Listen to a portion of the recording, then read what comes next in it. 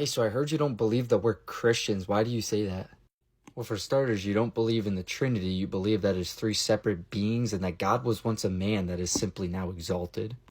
Okay. You also believe that Jesus is the literal offspring of God the Father and some sort of heavenly mother, which completely takes away from who Jesus is. Yeah, but the Book of Mormon says, and that's another issue. The Book of Mormon is not scripture, neither is Doctrine and Covenants, nor the Pearl of Great Price. In fact, that violates what it says in Revelations 22:18-19. Okay, but what about salvation?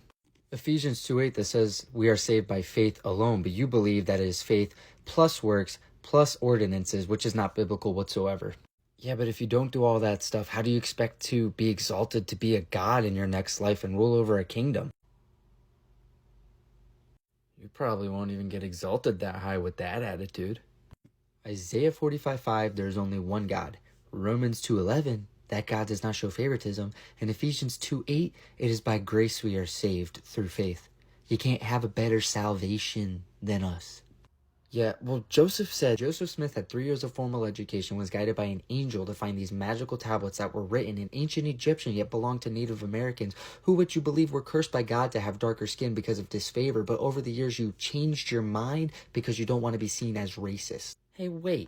And then after translating these tablets with his 3 years of education, he had family members and family friends sign off as witnesses that it did in fact happen, and then what happened to the tablets? They disappeared.